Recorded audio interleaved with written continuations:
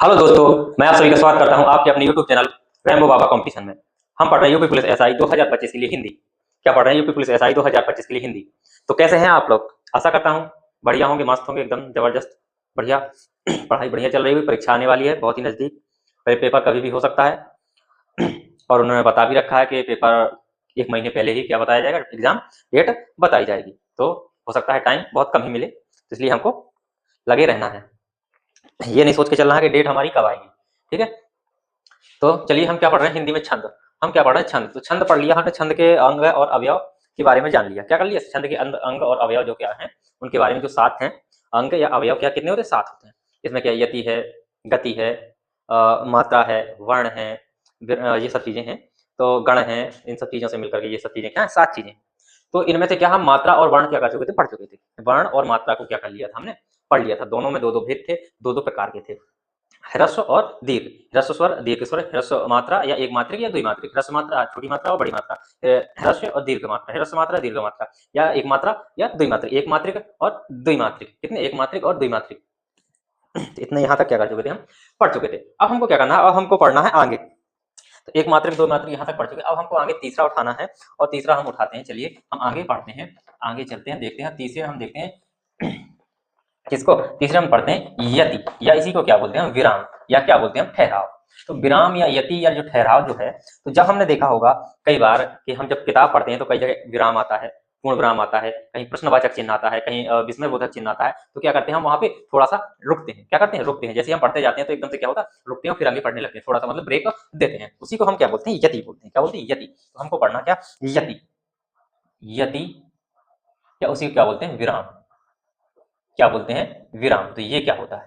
तो ये क्या होता है? ये क्या होता है? ये ठहराव होता है। इसी को क्या बोलते हैं? इसी को बोलते हैं ठहराव। क्या? ठहराव। ठहराव भी क्या करते हैं? बोलते हैं। क्या बोलते हैं? ठहराव भी बोलते हैं।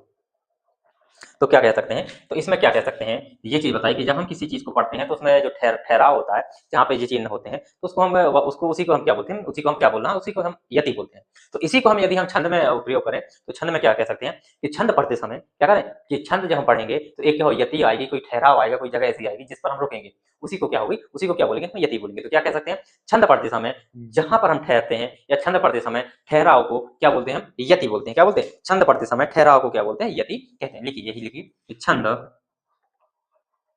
छंद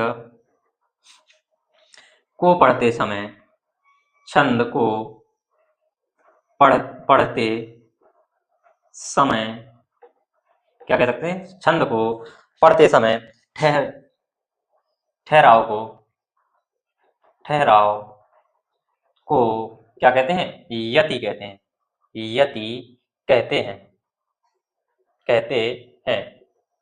ठीक, इतनी चीजें हमने, ये चीज हमने देख ली। क्या कहते हैं? यति कहते हैं।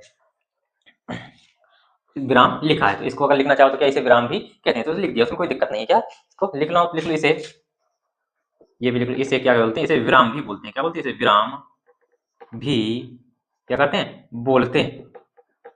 विराम भी बोलते हैं। इसे क्या बोलते हैं? विराम भी बोलते हैं। क्या बोलते हैं? विराम भी बोलते हैं। इसके क्या होते हैं? कुछ जो चिन्ह है उनको, कुछ चिन्हों को देख लो कि कहाँ कहाँ पे रुकते हैं। तो क्या, जैसे मैंने बताया था, इसके कुछ निश्चित चिन्ह है। इसके कुछ निश्चित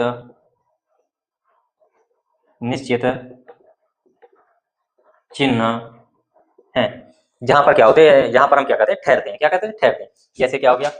कॉमा हो गया, ये क्या हो गया? ये पूर्ण विराम हो गया। ठीक है, प्रश्नवाचक चिन्ह हो गया, ये जो दो खड़ी पाई हो गई। ठीक है, जो दो हाँ में लगी मिलती है। ठीक है, और कहीं कहीं ये क्या विस्मय बोधक चिन्ह भी लगा मिलता है। तो ये क्या है? कुछ ऐसे चिन्ह हैं जिनकी जगह पर क्या होता है? जहां पर क्या होता है? ठहराव होता है, जहां पर क्या यति होती है। क्या होती है? यहाँ पर यति होती है। अब इसमें उदाहरण देखते हैं कैसे कैसे इसमें इनके कारण क्या होता है? अर्थ बदलता है। कैसे इनका अर्थ बदलता है? जैसे, ठीक, उदाहरण देखिए, उदाहरण। अब उदाहरण गलत मत लेना, ठीक है, क्योंकि उदाहरण ऐसे ही मिलते हैं। ठीक है, तो देखो, उसे उसे रोको मत, क्या करो?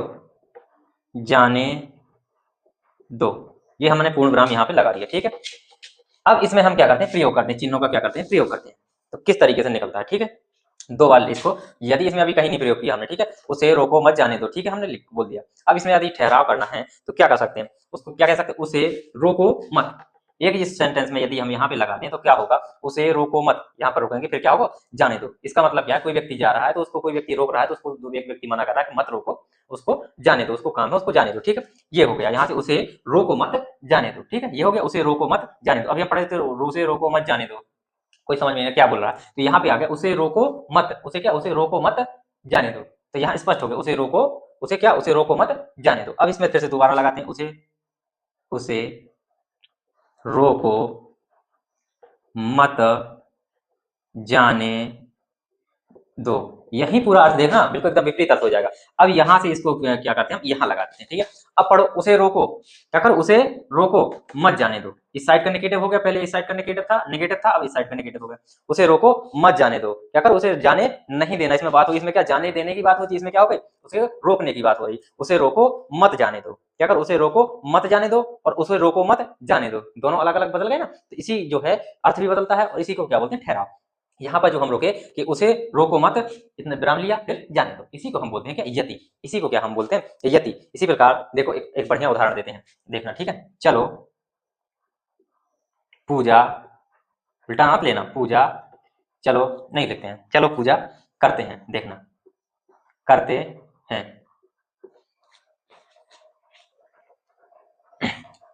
तो इधर देखो, अब इसमें यहाँ लगा लेते हैं तो क्या होगा, चलो हम क्या कहेंगे, चलो पूजा करते हैं। तो चलो मंदिर में जाके क्या होगा कि पूजा करनी है, हमको क्या करनी है, पूजा करनी है। क्या हो गया, चलो पूजा करते हैं, चलो पूजा करते हैं, ठीक है। और दूसरा, अरे इतना ही ठीक है, ठीक है, आगे नहीं करना है, ठीक, वो फिर मजा नहीं आएगा, जिसको नोट कर सकते हैं, फिर हम आगे चलते हैं। इसको मिटा ही दो तो भी अच्छा है, ये अच्छा नहीं, शब्द अच्छा नहीं लगता, मिटा ही दो इसको, हटाओ इसको, अर्थ का अनर्थ लगाओगे। चलो इसके बाद आगे चलते हैं। ये क्या हो गया, हमारा यति हो गया। अब हम चलते हैं यति की बात किस पर, गति, या इसी को क्या बोलते हैं हम, लय भी बोलते हैं। क्या बोलते हैं, लय। जो एक रिदम होता है, जो एक लय होती है, उसको क्या होता है, एक जो पढ़ने का तरीका होता है, क्या होता है, जो तरीका होता है, जो लय उत्पन्न होती है, जो भी किसी चीज हम जब पढ़ते हैं, कोई कविता पढ़ते हैं या कुछ चीज, तो उसको गा के जो पढ़ते हैं, उसी लय की इसमें क्या हो रही है, बात हो रही है, उसी को क्या बोलते हैं, लय बोलते हैं या गति। चलो इसको भी हम समझ लेते हैं। मिटाने में बड़ी दिक्कत होती है, इसमें मिटती नहीं है भाई, पता नहीं क्यों, क्या हो रहा है इसमें। पहले बढ़िया आराम से मिट जाता था, अब मिटता है इसमें।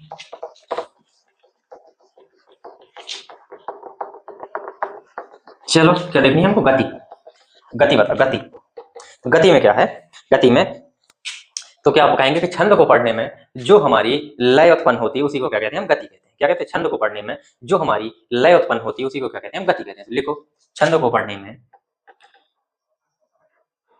छंद को पढ़ने में, छंद को पढ़ने में क्या होती है, जो लय उत्पन्न होती है, जो लय उत्पन्न होती है उसे क्या कहते हैं, गति कहते हैं, गति कहते हैं, उसे क्या कहते हैं, हम गति कहते हैं। ये हो गया, जो लय उत्पन्न होती है उसी को क्या कहते हैं, गति कहते हैं। या क्या कह सकते हैं, या दूसरा अगर लिखना चाहें, या क्या कह सकते हैं कि जब हम पढ़ते हैं तो एक क्या निरंतरता, लगातार जहां तक विराम ना हो तहां तक क्या करते हैं, लगातार गा के हम पढ़ते हैं, तो इसमें क्या एक निरंतरता भी होती है। क्या होती है, निरंतरता। क्या कह सकते हैं कि छंद को पढ़ने में जो निरंतरता उत्पन्न होती है उसी को क्या कहते हैं, लय या गति कहते हैं। छंद को, छंद को, छंद को पढ़ने में, पढ़ने में जो क्या उत्पन्न होती है, निरंतरता, जो निरंतरता उत्पन्न होती है, उत्पन्न होती है, होती है, उसे क्या कहते हैं, उसे ही क्या कहते हैं, गति कहते हैं, गति कहते हैं, कहते हैं, ठीक है। जो हमारा लय होता है, जो हम पढ़ते हैं, जो गा के पढ़ते हैं, उसी को क्या कहते हैं, गति या लय कहते हैं, ठीक है। इतनी चीज समझिए, बाकी दिमाग नहीं लगाना, ठीक है। चलो अब चलते हैं हम आगे पद या चरण की ओर, किसकी ओर, पद या चरण की ओर हम आगे बढ़ते हैं। पद या इसी क्या बोलते हैं चरण, पद या चरण। तो क्या होता है पद या चरण? तो जब हम कोई चीज जब छंद पढ़ते हैं तो जहां पे क्या होता है विराम ठहराव होता है वहां तक क्या होता है पद होता है, ठीक है। और पद या उसको क्या बोलते हैं चरण बोलते हैं। तो क्या होता है सुना होगा कि तो जैसे चौपाई होती है, चौपाई में कितने 4 चरण होते हैं, कितने होते हैं 4 चरण होते हैं, और कितने कितने 16 मात्राओं के क्या होते हैं 4 चरण होते हैं। तो उन्हीं को हम क्या कहते हैं चरण कहते हैं। क्या कहते हैं चरण कहते हैं।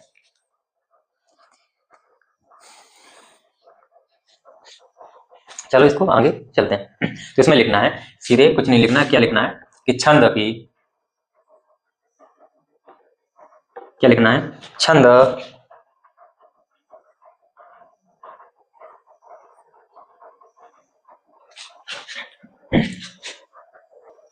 तो क्या कहेंगे लिखो कि छंद की, क्या कहेंगे छंद की प्रत्येक प्रत्येक पंक्ति को, प्रत्येक पंक्ति को क्या कहते हैं पद या चरण कहते हैं। क्या कहते हैं प्रत्येक पंक्ति को क्या कहते हैं चरण कहते हैं। इतनी चीज समझ में आई कि प्रत्येक पंक्ति को क्या कहते हैं चरण कहते हैं। अब इसमें एक दो चीजें और नोट करनी है। क्या नोट करनी है कि छंद में न्यूनतम चरण कितने हो सकते हैं, छंद में न्यूनतम चरण कितने हो सकते हैं इसको नोट करना है। तो लिखिए छंद में न्यूनतम कितने न्यूनतम चरण लिखो। न्यूनतम चरण अगर देखे जाए तो कितने 2 होते हैं। कितने 2 चरण होते हैं। 2 चरण में भी क्या हो सकता है 2 चरणों का भी क्या हो सकता है छंद हो सकता है। पूरा छंद क्या 2 चरणों का भी हो सकता है। और अधिकतम छंद में अधिकतम चरण तो अधिकतम चरण कितने हो सकते हैं? तो अधिकतम चरण कहेंगे कि 6 चरण हो सकते हैं। कितने छंद में प्रत्येक पंक्ति, छंद की प्रत्येक पंक्ति क्या कहते हैं चरण कहते हैं। और छंद में न्यूनतम चरण कितने हो सकते हैं 2 हो सकते हैं। और अधिकतम चरण कितने हो सकते हैं 6 हो सकते हैं। कितने 6 4 का। और मैक्सिमम अधिकतम चरण अगर देखे जाए तो अधिकतम छंद कितने में पाए जाते हैं तो अधिकतम 4 चरण में पाए जाते हैं। अधिकतम जो छंद है वो कितने 4 चरण में पाए जाते हैं। कितने 4 चरण अधिकतम छंदों में कितने होते हैं 4 चरण होते हैं। दोहा देख लो, चौपाई देख लो, सोरठा देख लो, रोला देख लो, इन सब में कितने होते हैं 4 चरण होते हैं। कितने होते हैं 4 चरण होते हैं। ठीक, तो इतनी चीज नोट करो फिर हम आगे इसी में। अब देखो जैसे चरण, ठीक है। तो अब अगर इसको समझने के जैसे एक उदाहरण से हम समझें कि चरण समझें कि चरण में देखो देखें कि जैसे एक कोई उदाहरण लें तो इसको समझने के लिए कितना चरण होगा। तो उदाहरण लेते हैं कि एक लेते हैं कविता है कौन सी है लिखने उसका याद है पेट पीठ, पेट पीठ दोनों मिलकर क्या हो गए पेट पीठ दोनों मिलकर हैं एक और चल रहा कैसे लकुटिया टेक। भिखारी कविता है चल रहा लकुटिया पड़ी होगी टेक। तो ये हो गई हमारी क्या, तो इसको एक ये क्या हमारा एक चरण है, इसको हम एक चरण बोलेंगे यहां से एक चरण। और एक जी हमारा क्या है ये दूसरा चरण हो गया। ये क्या दूसरा चरण, दोनों चरण, एक ये चरण एक ये चरण। जैसे राम रमापति करधन लेहु और खेचौ चाप मिटे संदेहु, इसमें भी कितने 2 चरण आ गए। एक राम रमापति करधन लेहु तक और एक खेचौ मोर मिटे संदेहु यहां से अलग। तो ये क्या हो गया ये हमारे क्या हो गए चरण। अब आपको पद या चरण में समझ में आ गया होगा कितना पद होता है और किसी चरण हम बोलते हैं। इतनी चीज आप नोट कर सकते हैं। फिर हम आगे बढ़ते हैं।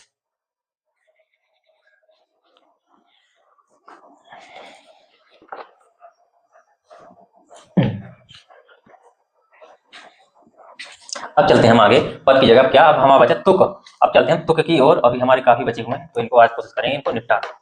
तुक कल की क्लास में ये बचेगा। कल की क्लास में हम पढ़ेंगे मात्राओं को कैसे गिनते हैं, क्योंकि छंदों में जरूरत पड़नी है। तो मात्राओं बाद में छंद पढ़ेंगे, पहले मात्राओं को गिनना सीखेंगे। क्या करेंगे हम पहले मात्राओं को गिनना सीखेंगे। तो अब हमको पढ़ना है क्या पढ़ना है वो पढ़ना तुक या ताल बोलते हैं। क्या बोलते हैं तुक या उसी को क्या बोलते हैं ताल भी बोल देते हैं। जो क्या होती है जो शब्दों जो छंद होते हैं तो आपने अंत में देखा होगा उनमें क्या होती है तुकबंदी होती है। क्या होती है तुकबंदी होती है कि नहीं होती। जैसा शब्द स्टार्टिंग में आएगा जो पहले पद के अंत में आएगा वही दूसरे पद के अंत में होगा, या पहले चरण के अंत में दूसरे चरण के अंत में भी वही होगा। या शब्द होगा, या अगर शब्द देखें तो शब्दों में या अधिकतर क्या होते हैं वर्ण होते हैं। क्या होते हैं वर्ण। तो वर्ण या अक्षर जो होते हैं वो क्या होते हैं सेम होते हैं। तो चलिए हम देखते हैं तुक। तुक, या इसे क्या बोलते हैं, ताल। इसे क्या बोलते हैं, तुक। इसी को तुकबंदी भी बोलते हैं। क्या बोलते हैं, तुकबंदी भी बोलते हैं। तो चलिए इतना क्या होता है इसमें कि जो अंतिम में होता है, क्या अंत में होता है, कैसे, जैसे एक चौपाई, देखत भृगुपति बेश कराला। देखना कैसे, देखत भृगुपति बेश कराला, क्या आया, कराला। देखत भृगुपति बेश कराला, और आगे क्या हुआ, देखत भृगुपति बेश कराला, उठे सकल भय विकल भुआला। क्या ये आ गया यहां तक, इसको मान लो। फिर क्या, उठे सकल भय विकल भुआला, क्या आया, भुआला। तो ये आ गया। अब इसमें जो कराला और जो भुआला आया, तो इसमें क्या, जो शब्द क्या है, मिलते जुलते होते हैं। क्या होते हैं, शब्द में क्या होती है, तुक होती है। कराला भुआला, भुआला कराला, क्या होगा, तुक होती है। तो इनमें क्या होती है, इस क्या होती है, तुक होती है। तो इसी को हम क्या बोलते हैं, इसी जो जिसमें कराला जो भुआला लास्ट में आया, तो इसमें क्या तुक मिल रही है, इसी तुक को, इसी को क्या बोलते हैं, तुक बोलते हैं। ताल या तुकबंदी कहते हैं। क्या कहते हैं, तुकबंदी कहते हैं। चलो इसको लिखते हैं। लिखिए कि छंद के अंतिम, छंद के अंतिम, छंद के अंतिम शब्दों में, छंद के अंतिम शब्दों में, शब्दों में यदि तुक है तो उसे क्या कहेंगे, यदि तुक है तो उसे क्या कहते हैं, तुकांत छंद कहते हैं। क्या कहते हैं, तुकांत छंद कहते हैं। उसे क्या कहते हैं, तो उसे क्या कहते हैं, तुकांत। तो उसे, तो उसे, उसे क्या कहते हैं, तुकांत, तुकांत छंद कहते हैं, कहते हैं। और यदि, और यदि क्या है, तुक नहीं है, क्या तुक नहीं है, तो उसे क्या कहेंगे, तो उसे क्या कहेंगे, आतुकांत कहेंगे। क्या कहेंगे, तो उसे क्या कहेंगे, आतुकांत। तो उसे क्या कहते हैं, आतुकांत कहते हैं। क्या, आतुकांत, क्या कहते हैं, आतुकांत छंद कहते हैं, आतुकांत छंद कहते हैं। क्या कहते हैं, आतुकांत छंद कहते हैं। क्या कहते हैं, आतुकांत छंद कहते हैं। इतनी चीज आपको समझ में आ गई होगी, इतनी चीज क्या है, आपको समझ में आ गई होगी। या इसको और क्या कह सकते हैं, इसमें दो चीजें हैं। इसमें क्या अभी देखा था, उसमें क्या, इसमें पूरा शब्द मिला दिया, या अधिकतर क्या मैंने बताया, वर्ण। तो वर्ण भी होते हैं। तो क्या कह सकते हैं, या अक्षरों को, तो क्या कह सकते हैं, छंद में, छंद के अंतिम, जैसे अंतिम अक्षरों, अंतिम अक्षरों के, या अंतिम अक्षरों में समानता, कैसी, परस्पर, कैसी, अंतिम अक्षरों में परस्पर समानता, परस्पर समानता को क्या कहते हैं, परस्पर समानता को, समानता को क्या कहते हैं, तुक कहते हैं। तुक कहते हैं, तुक कहते हैं। क्या कहते हैं, तुक कहते हैं। इतना नोट करो, फिर हम पूरी उसको फिर से इसको उदाहरण को लिख के समझते हैं। जब तक मैं ऊपर क्या करता हूँ, इसको मिटा के लिख दे रहा हूँ। तुक कहते हैं। तो इसी को लिखते हैं, देखत भ्रघुपत वेश कराला, उठे सकल भय विकल भुआला, पित समेत कह कह निज नामा, लगे कारण सब दंड प्रणामा। ये कहाँ की है, तो ये कब की चौपाई है, ये चौपाई है जब भगवान श्री राम ने धनुष को तोड़ा था। और धनुष तोड़ने के बाद जब भगवान परशुराम परशुराम वहां उपस्थित हो जाते हैं, तो परशुराम कैसे गुस्सा में आते हैं। तो जैसे ही वहां जितने भी राजा थे वो देखते हैं कि परशुराम जी वहां पे आ गए हैं, तो सभी के सभी राजा अपने अपने पिताजी का नाम, पिता का नाम बताकर क्या करते हैं, उनको प्रणाम करते हैं, और अपने कहाँ से वो कहाँ से आए हैं, इस प्रकार से उनको क्या करते हैं, प्रणाम करते हैं। तो ये वहाँ की ये चौपाई है रामायण की। तो देखते हैं, देखत,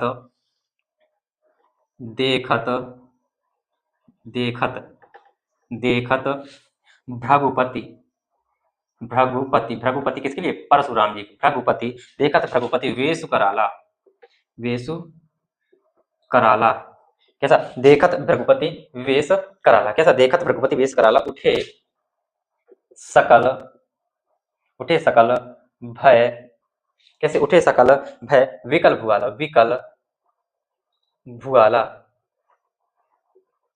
विकल भुआला। तो अब इधर देखिए, जो कराला और जो भुआला यही अंतिम है। तो अंतिम में क्या, ये क्या मिल रहा है, एक हमारा वर्ण, क्या वर्ण, ऐसी क्या अक्षर, क्या अक्षर, अक्षर मिल रहा है, आला। तो आला, इसका जो आला मिल रहा है वही इसी को क्या बोलेंगे, तुक। इसी यही को तुक बोलते हैं। दूसरी पंक्ति में देखते हैं कि पितु समेत कही कहे निज नामा, क्या, पितु समेत, पितु समेत कही कही निज नामा, निज नामा, क्या, पितु समेत कही कही निज नामा, लगे करण सब दंड प्रणामा, लगे करण सब दंड प्रणामा। इसमें देखो ये माँ और ये नामा और इसका भी क्या है नामा, तो इसी को तुक कहते हैं कि फिर समय कह कह निज नामा और यहाँ प्रणामा, तो यही क्या है तुक है, यही क्या है तुक है। तो इतनी चीज आप नोट कर सकते हैं, फिर हम आगे चलते हैं। इतनी चीज को क्या कर सकते हैं आप लोग नोट कर सकते हैं। अब फिर हम चलते हैं कहाँ, अब हमारा अंतिम बचा है वो क्या बचा है, गण बचा हुआ है। क्या बचा हुआ गण। अब हमको अंतिम पढ़ने वो पढ़ने इसके जो अंतिम हमारा सातवां बचा है वो बचा है क्या, गण बचा हुआ है। क्या गण, तो गण कितने होते हैं, तो गण के बारे में हम पढ़ते हैं, सुना होगा यगण मगण तगण रगण सगण जगण भगण, ये सब गण सुने होंगे। ये कितने होते हैं, ये होते हैं 8 होते हैं। कितने होते हैं, 8 होते हैं। तो इन्हीं गणों को क्या करना है हमको पढ़ना। तो चलिए बिना किसी देरी के क्या करते हैं हम गणों को पढ़ते हैं और आराम से समझते हैं, इनके क्या करते हैं उदाहरणों को भी क्या करके उसको देखेंगे, क्या करेंगे उदाहरणों को भी क्या करते हैं देखते चलेंगे। चलिए हम पढ़ते हैं गण।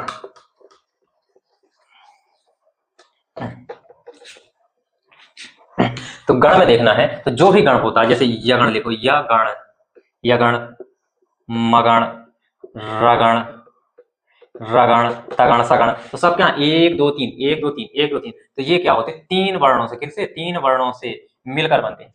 तो जो पहली बात क्या है, जो गण है वो कितने वर्णों से मिलकर बनते हैं, तो पहली बात हमको देखनी है तो गण कितने 3 वर्णों से मिलकर बनते हैं। कितने वर्णों से मिलकर बनते हैं, 3 वर्णों से मिलकर बनते हैं। और गण, तो लिखो इसको, और गणों की संख्या कितनी होती है, तो गणों की संख्या कितनी होती है 8 होती है। कितनी होती है, गणों की संख्या कितनी होती है 8 होती है। छंद शास्त्र में कितनी 8 बताई है। तो देखो गण लिखेंगे, गण, गण क्या होते हैं, गण कितने 3 वर्णों से मिलकर क्या होते हैं बने होते हैं। क्या होता है देखो गण, क्या कहते हैं गण, या ऐसे लिखो एक लिखो 3 वर्णों से क्या होता है, लिखो 3 वर्णों से मिलकर मिलकर एक गण बनता है, बनता है। कितने वर्णों से मिलकर, 3 वर्णों से। कितने 3 वर्णों से मिलकर क्या होता है एक गण बनता है। अब गणों की संख्या छंद शास्त्र में कितनी है, तो कहेंगे छंद, गणों की संख्या छंद शास्त्र में, गणों की संख्या छंद शास्त्र में, छंद शास्त्र में कितनी है 8 है, या 8 मानी गई है। छंद शास्त्र में कितनी गणों की संख्या कितनी मानी गई है, 8 मानी गई है। कितनी मानी गई है, 8 मानी गई है। और ये जो गण आए हैं तो कहाँ से आए हैं, जो छंद शास्त्र का, जो किसने छंद शास्त्र किसने लिखा, पिंगल, किसने पिंगल ऋषि ने, किसने पिंगल ऋषि ने, किसने लिखा पिंगल ऋषि ने लिखा। तो पिंगल ऋषि ने छंद शास्त्र का जो कैसा, पिंगल ऋषि ने कैसा लिखा, तो पहला सूत्र लिखा। कैसा, पहला सूत्र, पहला सूत्र किसका, किसका छंद शास्त्र का, किसका छंद शास्त्र का पहला सूत्र जो लिखा, उसी से निकल कर के आते हैं ये गण, निकल कर आते हैं। कितने 8 के 8 गण निकल के आते हैं। बहुत से लोग क्या बोलते हैं कि इसको, इसी को क्या बोलते हैं गणों को याद करने की ट्रिक भी बोल देते हैं। क्या बोलते हैं, ट्रिक भी बोलते हैं। लेकिन वो क्या है, छंद शास्त्र का पिंगल का जो है, पिंगल ऋषि द्वारा रचित जो छंद शास्त्र है उसका क्या है पहला सूत्र है। उसी से क्या होते हैं सारे के सारे गण निकल कर आते हैं। तो इसको लिखिए, इसको लिखते हैं, परीक्षा पूछ भी सकता है कि इसमें से कौन सा पिंगल ऋषि द्वारा छंद शास्त्र का पहला सूत्र है, ये भी पूछ सकते हैं। तो लिखो पिंगल के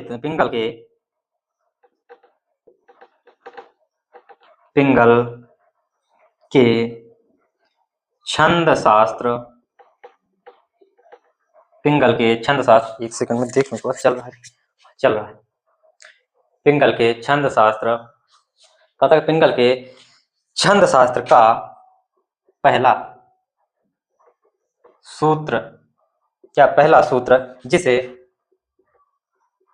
क्या है, जिससे कितने 8, किनकी 8 गणों के नाम आए हैं। इसके पिंगल के छंद शास्त्र का पहला सूत्र, जिससे क्या हुए हैं 8 क्या आए हुए, 8 गण आए हुए हैं, जिससे 8 गण आए हैं, उसको हम लिखते हैं। वो कौन सा है, वो कौन सा है, वो है यमाता राजभान सलगा। सुना होगा, सबने सुना होगा यमाता राजभान सलगा, या माता राजभान सलगा, या माता राजभान सलगा, ये है क्या है, ये सूत्र है। क्या है, या माता राजभान सलगा। 1 2 3 4 5 6 7 8 9 10 हो गए 10। तो इससे कितने 8 सूत्र निकल के आएंगे। इतना नोट करो, फिर इसको ऊपर लिख के फिर क्या करते हैं हम इससे निकालते हैं कि सारे के सारे कैसे निकले। फिर मैं बताता हूँ, इसको नोट करो, फिर ऊपर मैं बढ़िया से लिखता हूँ, इसको यहाँ ऊपर लिख दिया हूँ पहले एकदम, या माता राजा भान, या मा ता रा ज भान, सा ला गा, अलग अलग एक दिए मैंने सब। ठीक, 1 2 3 4 5 6 7 8 9 10। ठीक, अब हम इसे देखते हैं कैसे निकलते हैं, कैसे तीन तीन मिलकर बन रहे हैं, ये कैसे तीन तीन मिलकर बनते हैं। सबके हमको क्या करना, पहला पहला वर्ण हमको सबका उठा लेना है। क्या करना है, हमको सबका पहला पहला वर्ण उठा लेना है। क्या करना, सबका हमको पहला पहला वर्ण उठा लेना है। और यहीं से क्या होगा, इसमें जो मात्राएं होती हैं वो भी मात्राएं क्या होगी, इसी प्रकार से आएंगी जिस प्रकार से इसमें क्या मात्राओं का भी पता चलेगा। जैसे हमको पहला बनाना है, पहला क्या है, पहला बनता है क्या, यगण। कहाँ से बनता है, यगण का, या से, फिर मगण, तगण, रगण, जगण, भगण, नगण, सगण, ये होते हैं हमारे क्या।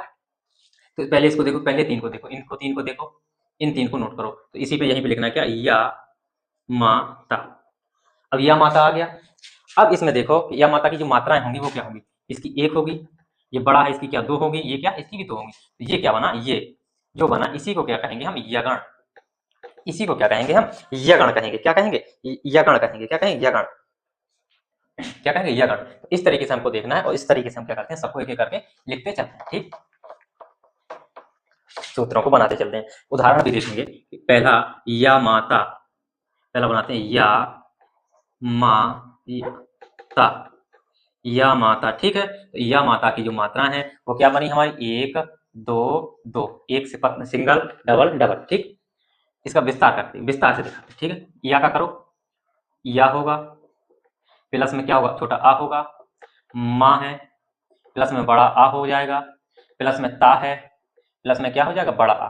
क्या बताया था, इनको इनको काट दो, जो बचे उनकी लिख दो। इसकी एक होती है, इसकी क्या होती, दो होती, इसकी दो होती। यही बताया था, यही बताया था, बिल्कुल बताओ, यही बताया था। कहेंगे भैया बिल्कुल सही है। तो इनकी इसको यहाँ नीचे, यहाँ भी लिखे रहने दो। ठीक है, इसको बराबर करके क्या लिखो, एक दो दो, इसको लिखो क्या, यगण। इसको क्या लिखो, यगण। क्या लिखेंगे, यगण। ठीक है, ये हमारा आ गया यगण। अब इससे यगण से कैसे, अगर शब्दों में हम कैसे प्रयोग करेंगे, कि कैसे हमें पता चलेगा यगण का, तो इसमें कैसे, ऐसे कोई शब्द बताओ। जैसे एक शब्द है पनामा, पनामा। तो पनामा में क्या हो जाएगा, बताओ, एक दो दो होगा कि नहीं होगा, बताओ। पनामा में एक दो दो दो होगा कि नहीं होगा। तो ये किसका, इसमें क्या है, यगण है। इसमें अगर पूछा जाए तो क्या है, यगण है। जहां पे यगण शब्द, यगण छंद में आ रहा होगा, वहां पे हम इसको रख सकते हैं। मात्रा की पूर्ति ये कर देगा, बराबर मात्रा आएगी, पढ़ने में कोई दिक्कत नहीं आएगी, छंद में कोई लय नहीं टूटेगा। ठीक है, जैसे विधाता, विधाता, विधाता एक शब्द है, इसमें भी क्या, वी का एक, धा की दो और ता की दो, क्या विधाता। जैसे एक सहारा, सहारा, सहारा एक दो दो, और क्या हो सकता है, और शब्द बताओ। और देखो, जैसे लगाते, लगाते, तो इसकी भी एक, गा का दो और ता एक की कितनी, दो, तो चार। इस प्रकार से हो जाता है। मात्रा, मात्रा गिनना बताऊंगा, तो इनको नोट कर सकते हैं। इसको मैं मिटा दे रहा हूँ, फिर हम आगे चलते हैं। अब मैं इसका विस्तार नहीं करूंगा, और इसके जो है यहाँ पे लिख सकते हैं, बाकी की मैं अलग अलग लिखते जाऊंगा, एक एक दो दो शब्दों को क्या करूंगा, लिखूंगा। ठीक है, अब दूसरा है, दूसरे को यहाँ से उठाओ, एक को छोड़ दो, दूसरे को यहाँ से उठाओ। माँ तारा, दूसरा यहाँ से उठेगा तो दूसरा क्या होगा, दूसरा क्या हो जाएगा, माँ तारा। जब माँ तारा हो जाएगा तो इसकी जो मात्राएं होंगी वो कितनी होंगी, 6 हो जाएंगी, दो दो दो। इसको क्या बोलेंगे, तो मगण में कितनी मात्राएं हो जाती है, ये क्या हो जाएगा हमारा, मगण, मगण, मगण। ये यगण है, ये मागण है, ये तागण है, ये रागण है। तो इसको यगण मगण तगण पढ़ देते हैं। तो ये मगण हो गया। अब मगण से बनने वाले ऐसे शब्द बताओ जिसके क्या हो, तीनों में डबल डबल मात्रा हो, या दीर्घ स्वर हो। क्या हो, तीनों में दीर्घ स्वर हो। तो जैसे हम एक शब्द ले सकते हैं, दादाजी, दादाजी ले सकते हैं, दादाजी। माताजी, पिताजी ले सकते हैं कि नहीं ले सकते। एक शब्द दीवाना, दिल दीवाना, तो क्या दीवाना भी हो जाएगा, हो जाएगा कि नहीं हो जाएगा। और बताओ, जमाता, जमाता, ये इसके क्या है, ये उदाहरण है। ये क्या उदाहरण है, ये इस साइड उदाहरण है, इधर ये क्या गण है, इधर ये क्या मात्रा है। ठीक है, मात्रा है, और इधर ये सूत्र ही है। ठीक है, तीसरा हमारा क्या आ रहा है, तीसरा क्या होगा, तीसरे में इसको छोड़ो, तीसरे को ता से उठाओ, और तीन तीन उठाने हैं। ताराज, क्या आएगा, ता रा और जा, और जो मात्रा है वो इसी से निकलनी है, इसी से। ता की बड़ी, बड़े रा की बड़ी, और जा की छोटी। ये क्या हो जाएगा, तगण। क्या हो जाएगा, तगड़ हो जाएगा। क्या हो जाएगा, तगड़ हो जाएगा। तगड़ कैसे शब्द बनाओ, बताओ। तो क्या हो जाएगा, जैसे बाजार, जागीर, ये हो जाएगा, बिल्कुल हो जाएगा। चौथा देखो, चौथा कौन सा? चौथा 1 2 3, यहां से उठाओ, रा से 3 उठाओ तो राजभा क्या हो जाएगा? रा जा और भा, इसकी क्या हो जाएगी? इसकी मात्रा क्या हो? रा की डबल, जा की 1, भा की डबल, तो ये क्या हो जाएगा? रगण हो जाएगा। क्या हो जाएगा? रगण। ये क्या हो जाएगा? हमारा रगण हो जाएगा। क्या हो जाएगा? रगण। रगण के बताओ, रगण के तो जैसे जागना, इसका क्या हो जाएगा? जागना। राम जी, क्या हो जाएगा? जागना हो गया, राम जी हो गया, और क्या? भावना। ये क्या है? इसके रगण के। तो इतने नोट करो, फिर आगे की जो 4 बचे उनको देखते हैं।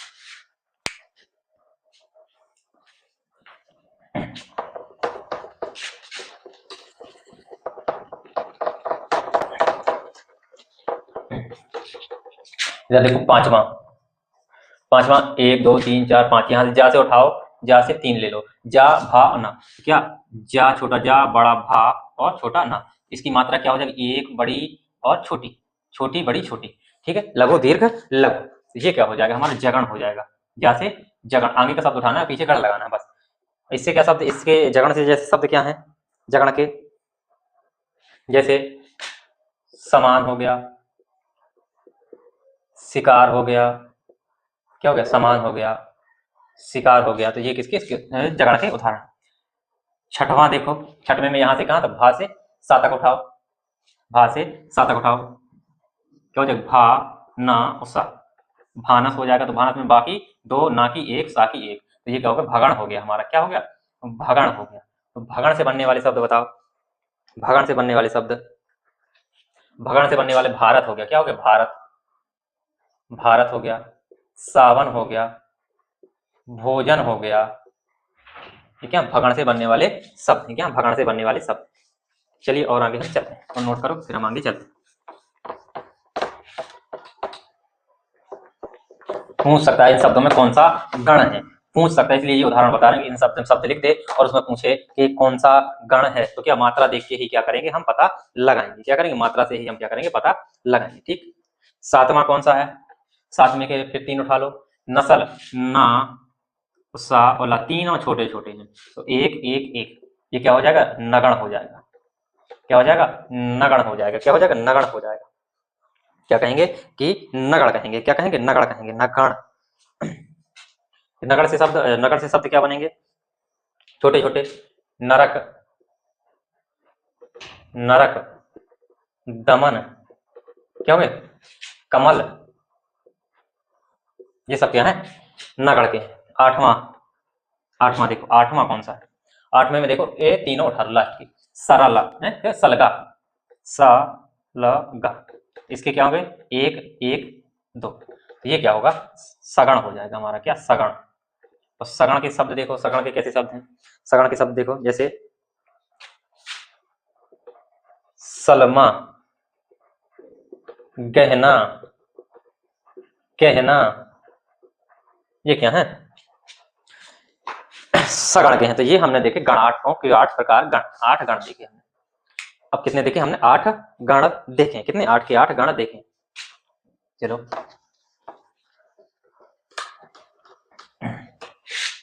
तो ये हमने क्या देख लिए? ये गण देख लिए। अब हम क्या करते हैं? बाकी की चीज को क्या करेंगे? हम नेक्स्ट क्लास में देखेंगे। तो थैंक यू दोस्तों, क्लास अच्छी लगी तो प्लीज लाइक से सब्सक्राइब जरूर करिएगा। मिलते हैं नेक्स्ट क्लास में। थैंक यू दोस्तों।